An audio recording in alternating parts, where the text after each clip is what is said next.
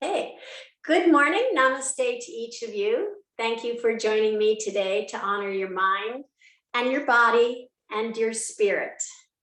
Let's take a moment to become present and find yourself on a nice, comfortable seat, cushion or blanket or block, something that will elongate your spine. And actually, I'll talk about that in a minute. And just open up your diaphragm, opening up your heart.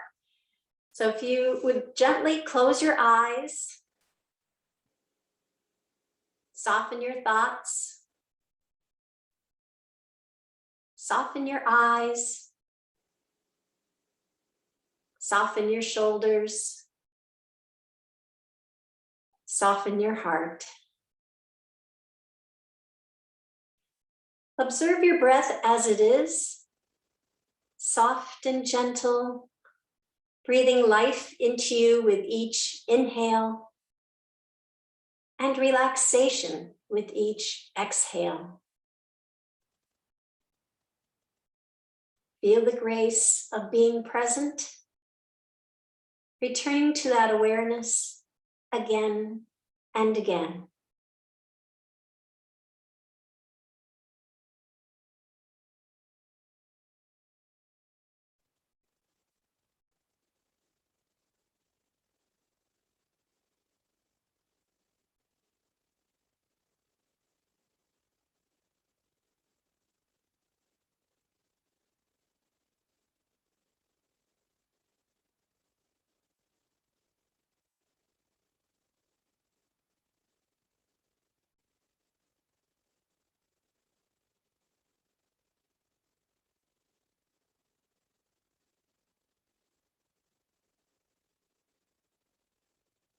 You may open your eyes now. For this morning's intention, you may think of a positive word or phrase to have with you on the mat and perhaps carry with you throughout the day. This morning's intention is the fourth Niyama, the guidelines how to interact with yourself. It's Svadhyaya, and it's broken into two parts for Sanskrit. It's S-V-A, means oneself, and Adhyaya means lesson. And it's about self-study and self-awareness, stepping into the role of observer without judgment. When we're on the mat, we need to listen to our bodies and breath rather than our ego. We need to understand the uniqueness and develop a greater capacity for compassion with ourselves, which we can then take off the mat, giving us a greater compassion for the uniqueness of others. So with September being National Yoga Month, there's quite a number of schools, 6 schools of yoga, and what we normally see, especially in the West, is the Hatha, which is means sun and moon, school of yoga, and that usually incorporates the asanas, the poses, and of the Hatha school, there's many styles, and Hatha is one of the styles. Vinyasa yoga is one. Ashtanga, which we did last week, is one. Yin is one. Restorative is one. And today we're going to actually work on one that's called Iyengar. And it was brought over from the East to the US, the West, by a gentleman by the name of B.K.S. Iyengar. And his style emphasized the cultivation of self-knowledge, primarily through poses and pranayama. So the asanas, the poses, focus on postural alignment, with each student finding their own sweet spot and in each pose by recognizing that all bodies are unique and have different strengths and weaknesses. So I often hear people say, I can't do that pose. I can't do that pose. Or I can't do it that way. And I think the biggest lesson from this whole thing today is that we're all unique, that we all have different bodies.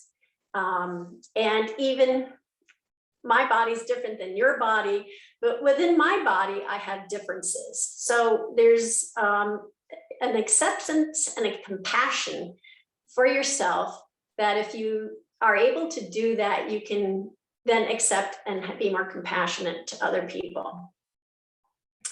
So in order for Iyengar, in order to do his style, he incorporated a lot of props. So if you go to an Iyengar studio or taught in the Iyengar style, you'll walk into a studio that just has equipment everywhere, hanging from the walls, props all over the place. And his idea is that he advocates the use of props to help students gain the correct alignment suitable for their body, to make the pose serve them instead of the other way around. So it's about quality of movement, not quantity of movement. So again, the takeaway from this is that just find that sweet spot that works for you. It will move over time. If you're not, seeing your pose matching my pose, and it may never match the pose, and my pose will never match my teacher's pose. So just be okay with that. And there's a quote, and I wish I had written down who this quote is from, but it's a quote I love. It says, "It's not about touching your toes, but what you learn on the way down." So it's not about touching your toes, but what you learn on the way down. So we'll go to the mat, but before that, let's have a brief meditation, because meditation is another form of yoga that is all about self-awareness and self-discovery, self-study. And you learn in that, as Eckhart Tolle says, that space of awareness, you can learn a lot about yourself. So today, instead of a mudra, I'm going to have share a mantra with you. And the mantra is so hum. And so is something that you would say to yourself on the inhale, and it means that. And hum is on the exhale, and it means I am. So hum that I am. So hum that I am. So let's just take a few moments and meditate, and I will meet you on the mat.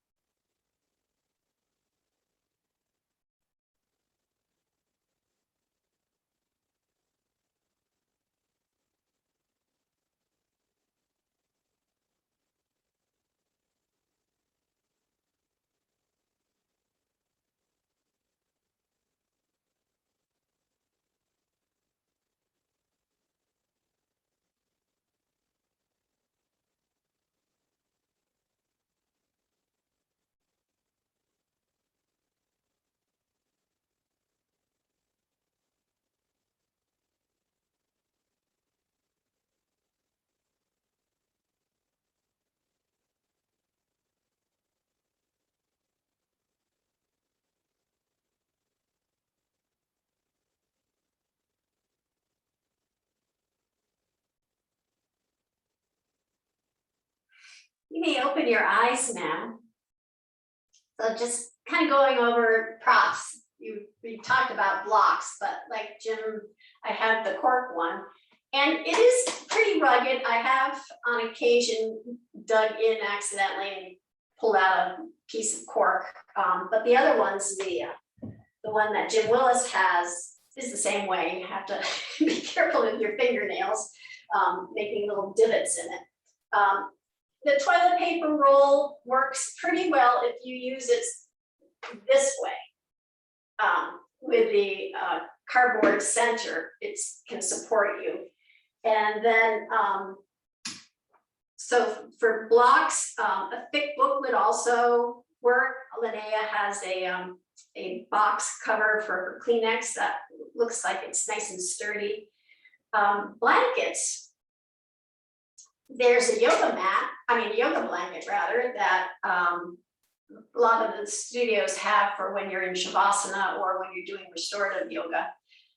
They're nice and snuggly and warm. I don't have one. I actually resort to my beach towel, which has a nice sunshine motif on it. I like that. And it's big enough and thick enough to really support my needs. Large bath towel would work, or a large kind of a single person blanket like you would have on a sofa, throw on a sofa, that would work too. The straps, there's a traditional yoga strap that has 2 rings on the end so you can adjust it and tighten. I use a dog leash. This is from my dog who's passed Comet, so I'm always kind of nice to reconnect with him. So it doesn't quite work the same way because it doesn't have those rings on the end for adjusting. A belt would work, a men's tie would work, or a sash from a bathrobe. And other props that we would use, I actually do my yoga practice in the kitchen here, and it's a strip of floor that has the kitchen counter on one side and a wall on the other side. So those are my props when I'm learning, like say tree pose. When I learn tree pose, when I start to tip over, I have those there to support me. Chair is a great prop to use that helps, especially with balance poses, but it also actually comes in handy. We'll do that in a couple weeks for having some of the poses. And then there is a yoga, you often see if you go to a yoga studio, a bolster, which is a big kind of oval shaped, not oval shaped, cylinder shaped, but big cushion. And a substitute for yoga bolster would be maybe several pillows blanketed together, or something from your sofa, a cushion from your sofa. Those are used most often in restorative yoga style. So to start with, you take your blanket, and I just wanted to show you something. Like this is me. This is the uniqueness of me when I'm sitting. I've always had slumpy shoulders. I really try to be conscious about that as I get older. I don't want them to get even more slumpy. But I remember my mother used to come up in back of me when I was on the kitchen stool, and she'd run her finger up my spine to try to get my back to straighten out, because I've been doing it since I was a kid. So this is me, you know, natural in a relaxed position. But if I take my blanket, my towel, and I fold it up and I create some height, I'm going to sit on the edge of that. It lowers my knees down, and just look, this is, again, I'm not putting any effort into it, but my shoulders have gone back from that.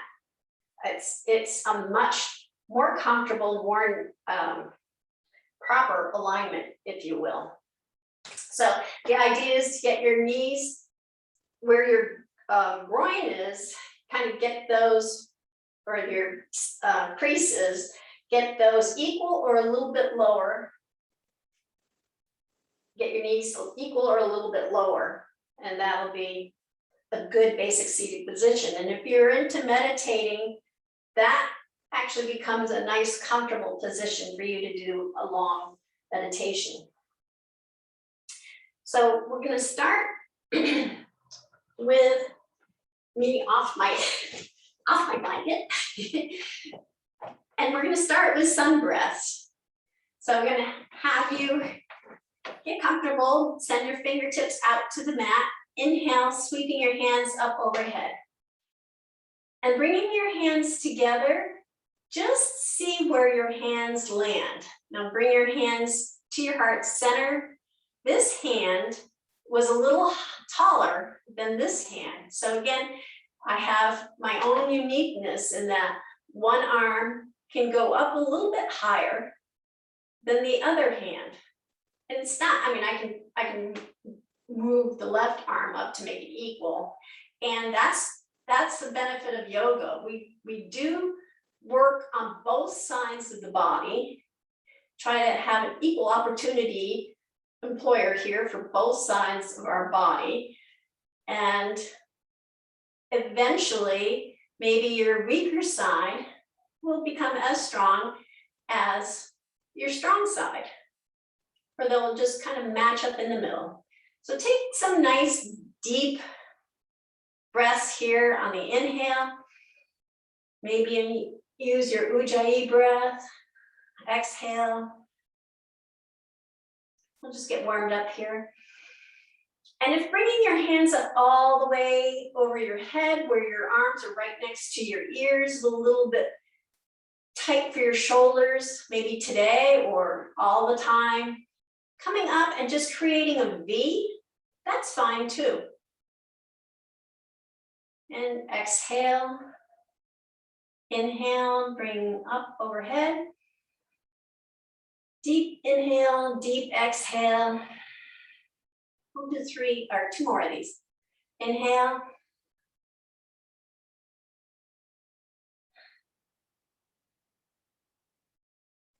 And last one.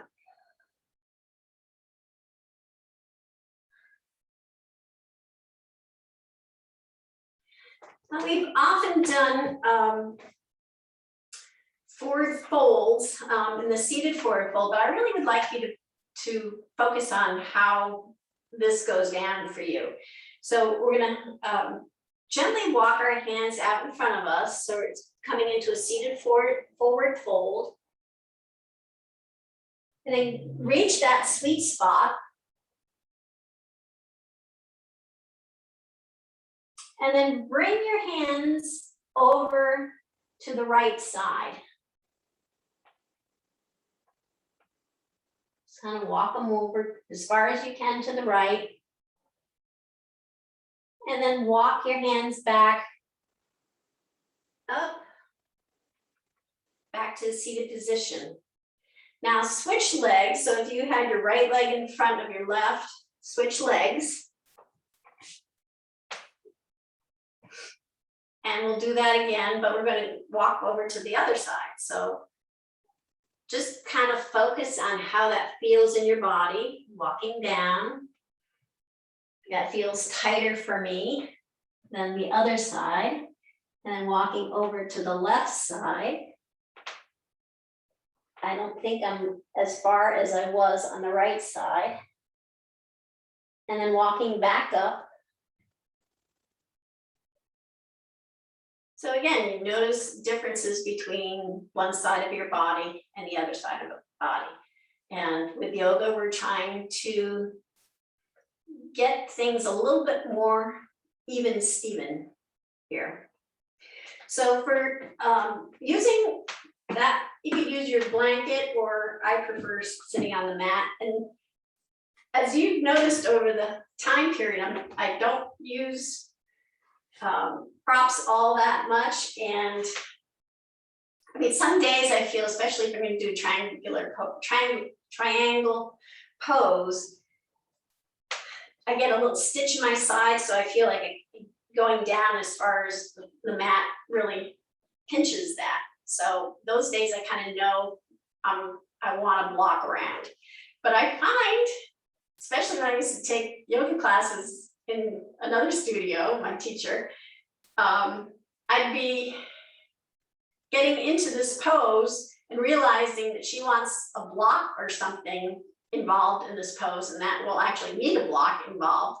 And by me being halfway into the pose and then realizing, oops, I need a block, I'm stretching to grab that block, and sometimes it tweaks you in the wrong way. So if you can have your equipment, and I recommend you having it all the time, because you may feel better. You're inviting that pose into your body, not the body into that pose.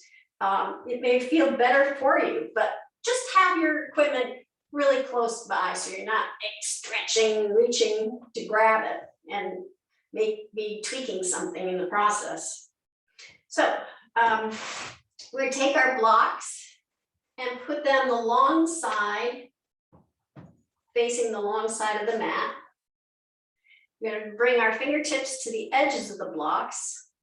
We'll do some side stretches. So lift your left arm up high and then bend your right elbow onto the block and stretch onto the block. So if you don't have blocks, then you can do what we usually do, is just stretch it down as far as you can go to the mat. But you'll notice that, maybe some days your body just doesn't want to go down that far. And this is a nice gentle stretch. And then we'll bring our right arm up, bend our left elbow and stretch over to the left side. Inhale, bring your right arm up. Left arm goes up. Fingertips are on the edge of the block, and bending your right elbow, lean over, sort of side stretch. Inhale, come back up. And one last time on the other side. Fingertips to the edge of the block. Right arm goes up. Left elbow bends, and your forearms resting on the block. And stretch over. So again, that's a more gentle version of the side stretch. And using one block, Hero's pose is a pose that I see some of you do when we're first setting up. It's the full expression of the pose is your hips, your sit bones are on the mat, your knees are bent, your feet are back, and then you send your back down toward the mat. That's killer on my knees. And I've always had sensitive knees. So using the block in Hero's pose is absolutely critical for me. And if you want, you can use another block to even raise you up higher. And this is a good meditation position as well, just relaxing. And so instead of sending ourselves all the way back, bring your fingertips in back of you and set them down on the mat, right on the edges of your toes. And then see if you can bring the palm of your hand all the way down to the mat. So that'll open up your chest, open up your heart. And if that's a little bit too far down, use your trusty blanket. So you can set that in back of you, bring it up to your toes, and then put your hands on it. And so it creates a little bit more gentle bend. This is a good warm-up exercise if you plan on doing a camel pose, which we're not going to do today, but just gets you warmed up in that direction. So there's another pose that we don't do that often. It's called cow face, and we're only going to do the arm part of it. So I want to show you from the back what cow face arms looks like. It's bringing one arm to your waist and then sending it up toward your neck, and then sending your right arm up and then bringing your fingertips down so you're connecting your fingers. And on the other side, bring my arm to my waist, send it up, lift your arm up to the sky and send it back. I just barely can touch my fingertips. So if you aren't even coming close, this is something when I had frozen shoulders, my PT person had me do exercises like this. It was a pulley that I attached to a door and had to pull the pulley so that my arm went up and down to break up the cement that was in my frozen shoulder. Very painful. So if your fingertips don't touch, you can use your strap. Bring your left arm behind your back along your waist, grab hold of the strap, and then gently pull up with your right arm. So your arm's coming up toward your neck, and then kind of push it against your back so it stays put, and then try to reach your hand from there. We'll try that on the other side. Bring your right arm along your waistline, grab hold of the strap, and then gently with your left arm, pull the strap up. Arm goes up toward your neck, not quite as far from me.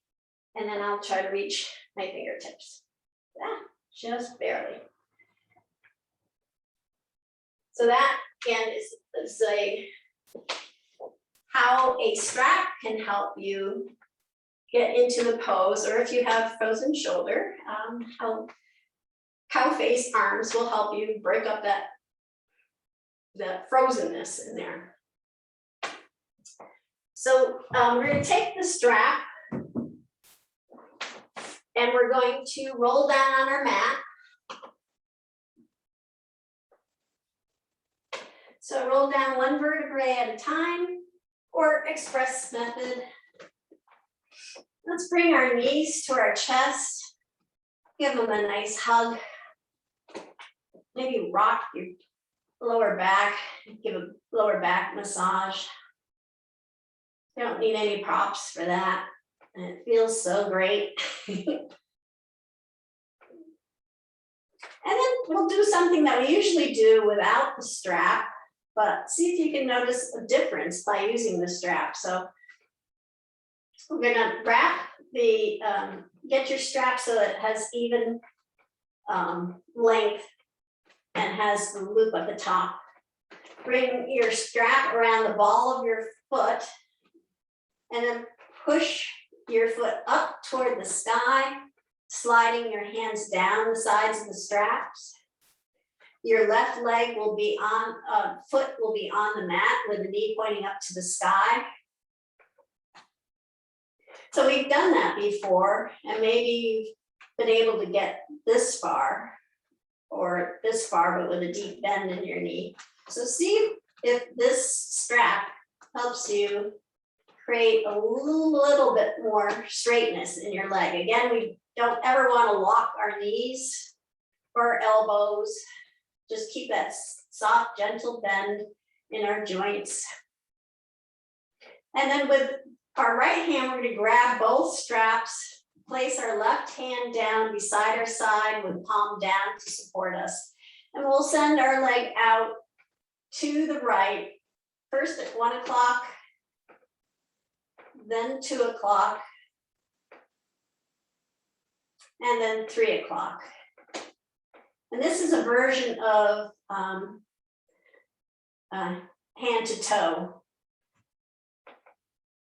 So you feel the inside of your leg opening up. And then we'll bring back to 2 o'clock, back to 1 o'clock, back to noontime.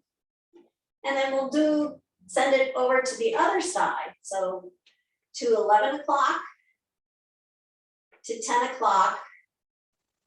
And you may want to put your left leg down to try to get to 9 o'clock. And that really stretches on the outside of your thighs. back to 10 o'clock, back to 11 o'clock, back to noon. Bring both knees to your chest. Give a nice gentle hug, and then switch the strap over to the other foot. We'll do the same thing on the other side. So slide your hands down both straps along the side as you push your foot up to the sky. Your right foot is on the mat, knee pointing up to the sky. Your left leg is not locked. Nice gentle bend in the knee. Grab the straps with your left hand and put your right hand down, palm down, alongside of you to support you. And then we'll go 11 o'clock, 10 o'clock, 9 o'clock,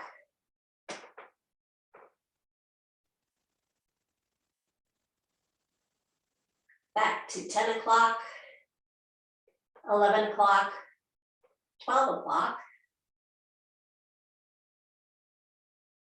then to 1 o'clock, 2 o'clock, slide your right leg down so you try to go to 3 o'clock.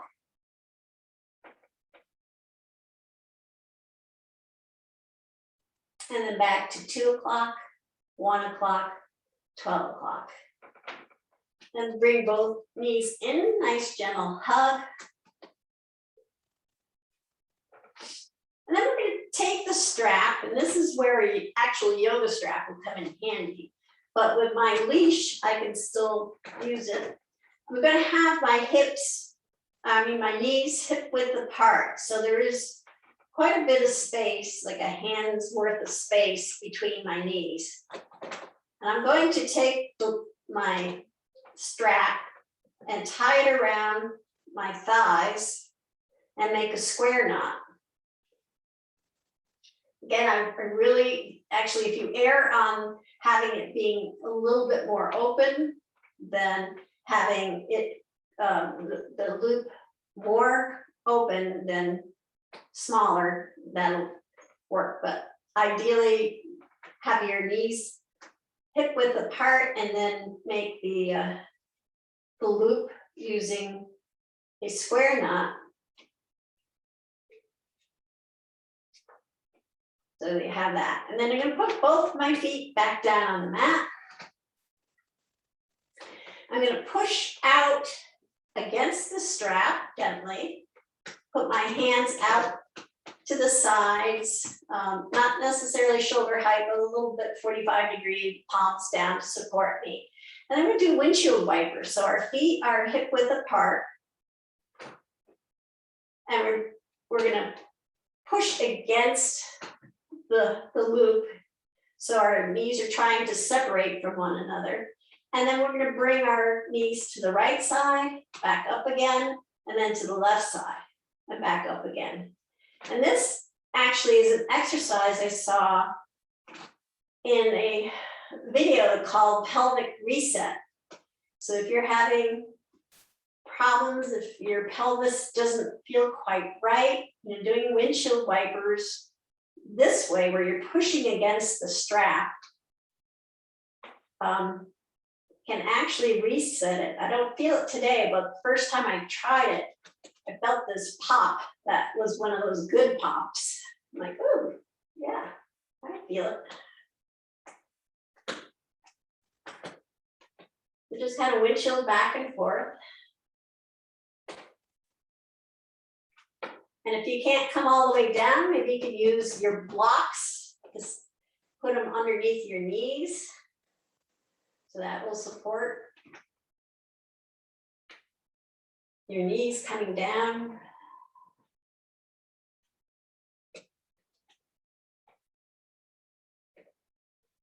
And a couple more, and we'll meet back in the middle.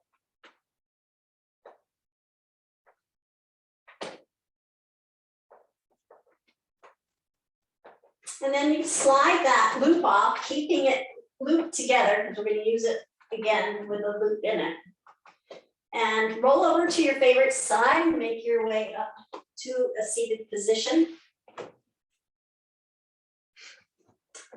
And we'll come into cat-cow. And for this, I would like to show you, I know people often have wrist issues, especially those have computer work all the time and get that carpal tunnel thing going.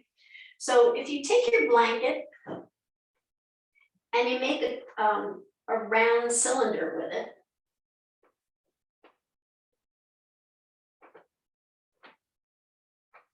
the idea is now I have never had carpal tunnel, so I might be talking out of school here, but my understanding is the wrist hurts when it's at a 90-degree angle. So it's, you know, your arms coming down and it's perpendicular to your hand.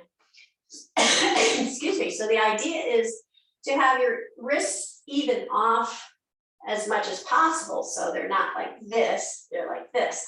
So there are actually wedges, like our blocks, that create that angle. In reviews, I've read that your hands slip down a lot, so I never ventured to get one. Try it out, but this works the same way. So you're resting your palms of your hand on the blanket, the tips of your fingers are on the mat. So you're creating that length in your wrist as opposed to that angle in your wrist. So then we're going to come and do some cat-cows. So you can set yourself up so that your wrists are not at the angle and as straight as what's comfortable for you. So inhaling, your hips, your knees are right below your hips still, and your navel still tucked to your spine. And so you exhale, rolling your back or rounding your back up, dropping your head and tailbone down for cat. And then inhale, lifting your head and tailbone up for cow. And then rounding your back, dropping your head and tailbone down for cat. Inhale, lifting your head and your tailbone up for cow. And just continue on very gently at your own pace with deep inhales and deep exhales.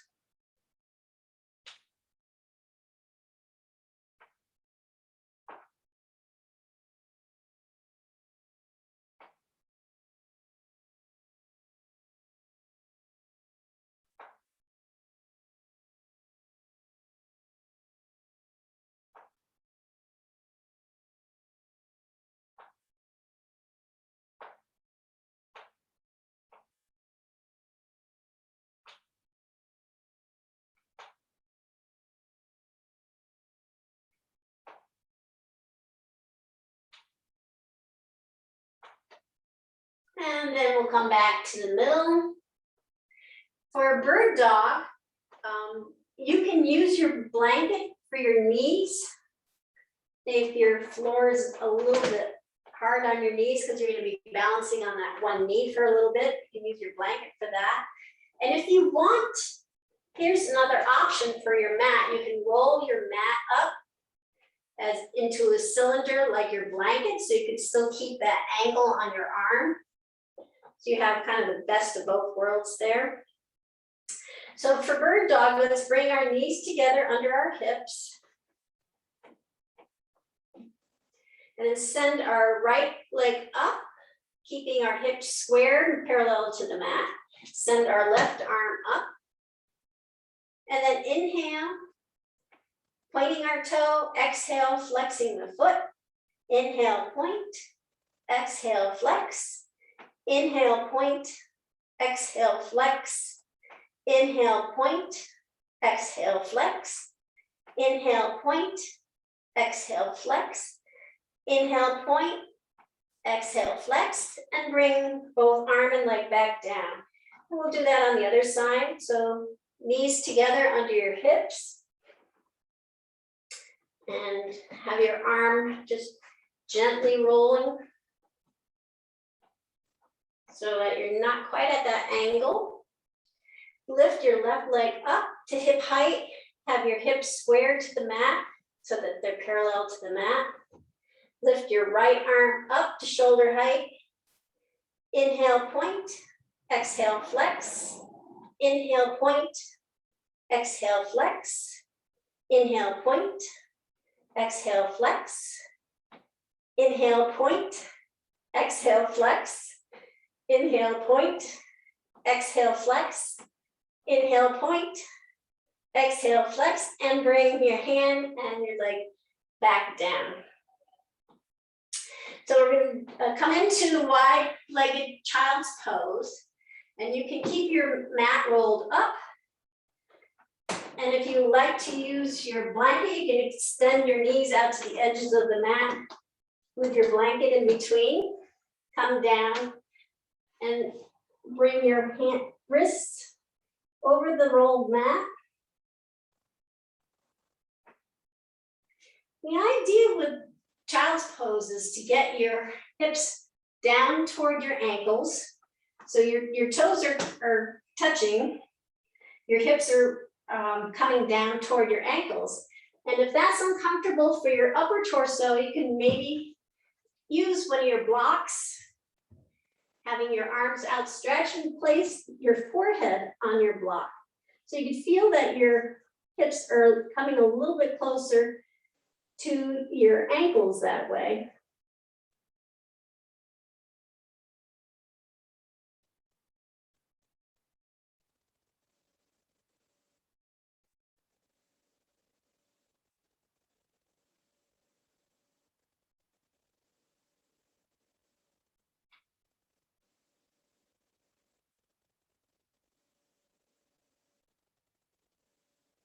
And then we'll come back up to tabletop. We'll tuck our toes under and walk our hands back into a squat.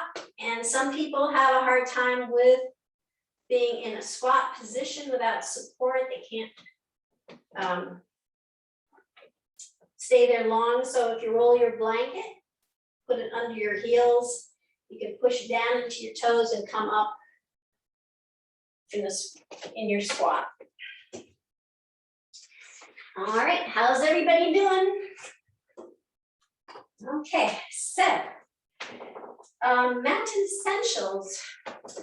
We usually do, lifting our toes. Let's do that. Lift our toes, spread them wide open, bring the toes down, lift up our heels, bring our heels down, feel nicely anchored in our mat. Legs are straight and strong, gentle bend in your knees, navel's tucked to the spine, shoulders are relaxed and rolled back, crown of the head is reaching up to the sky. And one of the instructors, national instructors, and I think it's Judith Lassiter, but I couldn't find it, suggests that if you take the edge of your door jamb and you back up to it, having the crown of your head reach to the sky, this is proper posture. And you will be able to bring your hand behind your back and be able to go through your back to each side. So your back, your tailbone is up against the door jamb, your upper back is, your lower back has that gentle bend in it. So that's what she considers proper posture. So with forward folds, we inhale, have our block available if that works for you. Usually what we do is bend our knees so that supports our lower back, but inhale, lift your arms up overhead, exhale, bend your knees, but put your hands on your block and then try to straighten out your legs. So this is an option for a forward fold as well. Then half forward fold, you would inhale, bring your block up to its tallest position so your back is nice and straight and long. And then exhale, flat put your block on its flattest side, and then lower your crown of your head toward the mat. So that's how you can use a block in the forward folds and half forward folds. Then sweep your hands all the way up overhead. And we'll just come up onto our tippy toes and balance there. No props necessary, unless you have things hanging from the ceiling to help you. And then exhale, forward fold, come to your block. Inhale, raise your block up, straighten out your back. And then exhale, flat, put your block on its widest side and bring the crown of your head down toward the ground. Then inhale, sweeping your hands up overhead. Bring them palms together and palms to heart center. So we're going to do a chair. So the idea sometimes with props is to get you feeling the right alignment. So you take your block for your toilet paper roll, and on the flat side, put it between your thighs, like your Pez dispenser. If you remember the old candy, the Pez. And then take your strap with the knot in it still, and put that through your arms so that it's right above the elbows. So with chair, yoga talks a lot about bringing things into the midline, which is the center core of your body, which I don't really emphasize, and I probably should. But so you're squeezing the block together like you're trying to pop it back out as a Pez dispenser. So that's bringing your energy to your midline, to your core. And then with your arms, you can press out against the strap and bend your hips, bringing yourself down into a seated position, and then send your arms up to the sky. So you're holding on to the block, you're not shooting it out like a Pez dispenser, but that's how a chair pose should feel. And come back up again. And then let's lower our hips toward our ankles as if we're sitting down, bringing our arms up to the sky. And then come down. So drop your props and just try it once without the props and see what the difference, how it feels differently. So I don't have problems with bringing my hips down. It's my arms that get really tired and feel the strain without the strap there. So that's chair. And tree pose. Most often times people learn tree pose using a block. So you can start off with the block on your against the inside of your left foot, stepping up onto the block. And if you're one that does tree pose with your toes on the ground, on your mat, and your heel against your ankle, that's fine. If you want to just explore a little bit different, you can set the block next to your foot, bring the toes to the block, heel to the shin, and then just experiment with lifting your foot off the block. It's not that far. And you find that stability in the pose. And that's what the tree pose is all about. It has to do with strengthening your leg, but it's learning that focus, that drishti, that control to really be still. And it takes practice. So this is one way of practice. Or you can even have it up the higher work your way up your leg. So let's try that on the other side. Again, just bring the toes to the block, heel to your shin, and just lift up so your toes come off the block and find that stability. And just perhaps sit with it for as long as you can. Focusing on a dristi, a spot that does not move.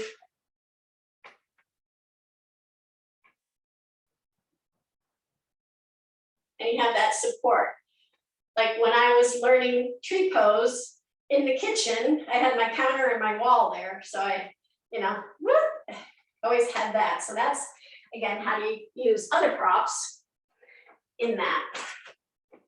And then for the supported back bend, which we usually do every week, we usually bring our fingertips to the back of our hips, feet are hip width apart, shoulders are rolled back, chin tucked to the chest, and you roll back your shoulders gently. You're just learning that. You can use that strap. Again, you got to set it for hip width apart. Bring your hands through the hole in your strap.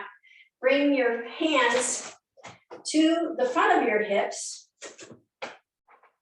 And you feel the strap right above your elbows. Actually, it's right below your elbows, sorry.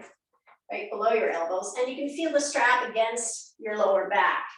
So if you're learning, you want to gently roll your back, or if you have back injury and you just gently want to ease into it, this is a method. And your hands are wrapped around your hips as opposed to the fingertips pointing down and back. I noticed my father-in-law, last time he came up from Connecticut, he was driving, he had one of those belts on. It's a wide belt to support his back while he's driving. This is kind of that idea. So we'll do that. All right. So now, exploring the peak. So let's make our way into a warrior two.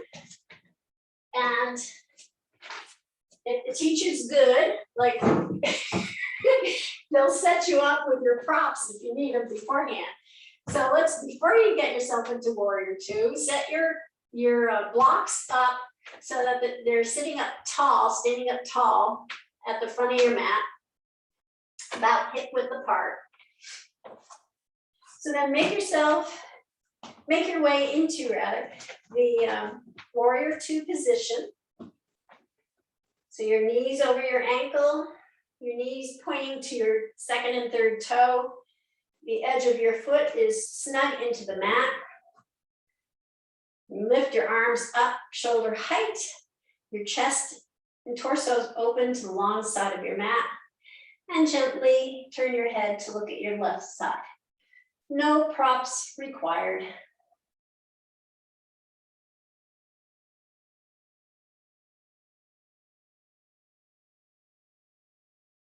And then for triangle pose, straighten out your front leg, one that was bent, and you're gonna reach your left hand toward the front of the mat like you're reaching for something off a shelf, and then you send that down. And typically what we do is we just land it on our leg, sending our other arm up to the sky, and that's great, that's where we land. But if you do want to increase your practice, using your block at different height levels will help you do that. Flatter, and then eventually you get down to the mat. But again, this is the pose that kind of tweaks my side, so I often like having a block involved with it. And then come back up. We'll come into bringing your blocks up to the front of the mat. Set up on the tall end. Warrior three is a pose that we do often.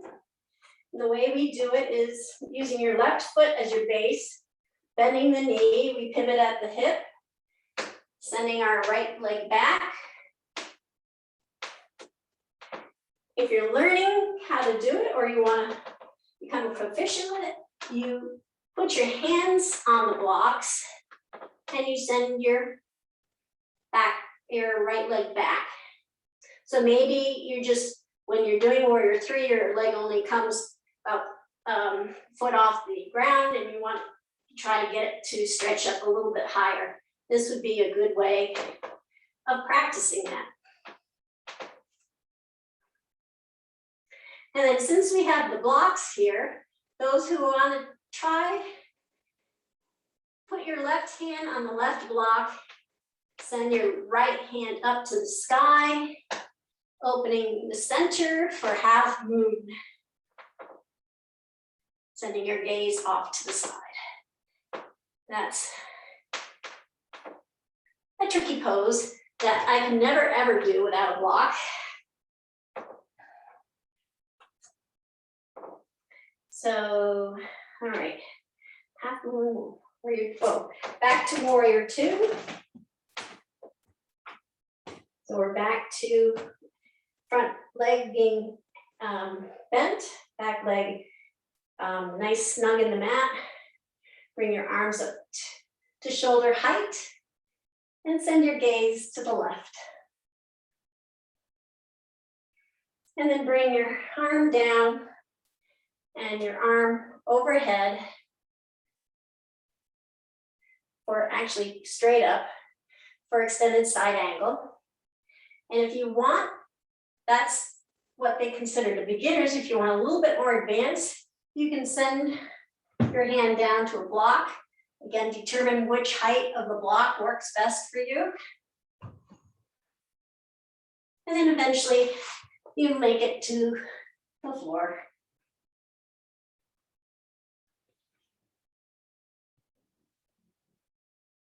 And then inhale, come back up.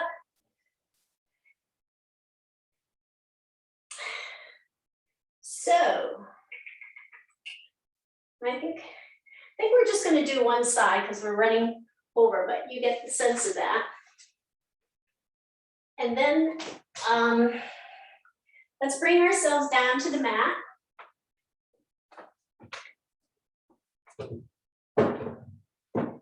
We'll unknot our strap, bringing it back into a straight strap.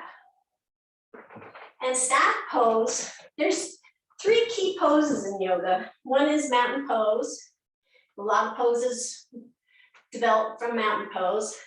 Staff pose is another one. A lot of poses develop from staff pose. And the third one is tabletop.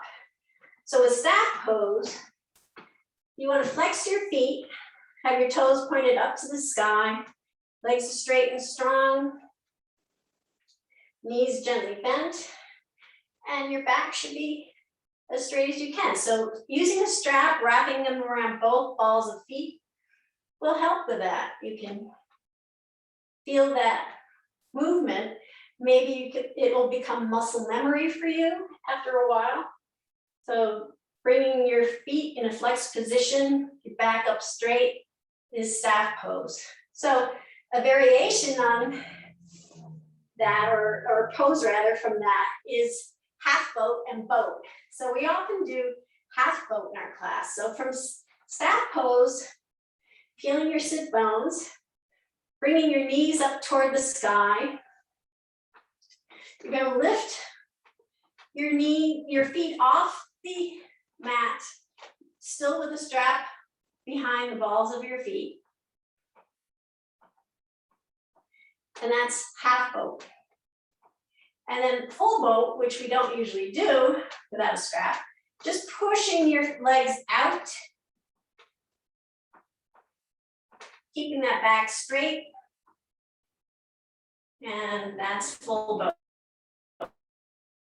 So let's just try that without the strap and see what the difference, how the difference feels. Again, get your sit bones nice on the mat, bring your legs up, bring your arms along the sides of your legs. Half boat we practice quite often, so it might not be too bad, but try to push your legs out flat, straight. Very hard to do without the strap, but with the strap, practice will make perfect. So bridge pose, I'm gonna roll down on our back. Bring our knees to our chest and just rock, massage the lower back. Bridge pose, bring your feet to the mat, hip width apart. And one way to ensure you have your legs hip width apart is to employ that Pez dispenser again. So you're gonna bring the long flat side of your block between your thighs. And then push down into your feet, curving your back, rolling up into bridge pose. That puts an extra layer of strength building into your bridge pose. And then you slowly come down one vertebrae at a time. And let's try that again. And push down your feet, rolling the inside, like making a scoop with your tummy as a bowl to lift up into bridge. Maybe go a little bit higher. And then come down one vertebrae at a time. And then push down your feet, scooping your lower back, lift up, and see if you can get as high as possible. And again, this is where my props are out of reach, then it gets awkward. So if you can scoot your other block underneath your lower back, right where the tailbone is. And if you want to stay in bridge pose for a while, again, squeezing your legs. The key with bridge is so you don't splay your legs out, which wreaks havoc. So this helps keep you the alignment correct.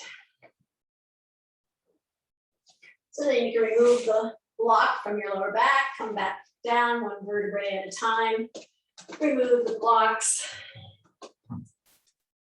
bring your knees to your chest, and relax. So for Shavasana, there's several things you can do to help your Shavasana.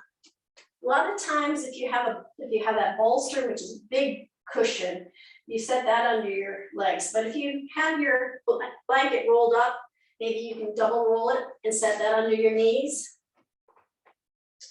and relax that way. Or if you want, you can use the blanket to cover you, make you nice and snug and warm. Or if your shoulders are a little rounded and your head doesn't meet the mat and your shoulders don't meet the mat comfortably, you can put the blanket under your head or under your neck or under your shoulders to make that a little bit more comfortable. So set yourself up in Shavasana.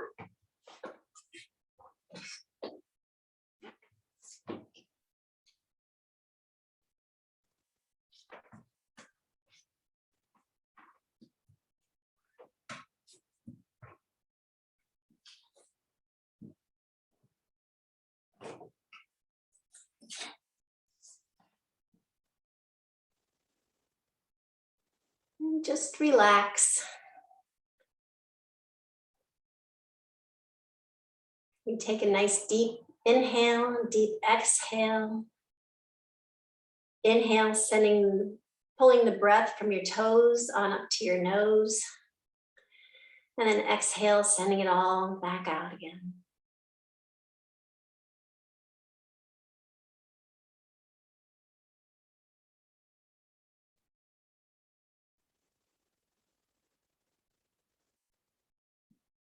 So I have two quotes today. One is from BKS Iyengar, and he says, "It is through the alignment of the body that I discovered the alignment of my mind, self, and intelligence."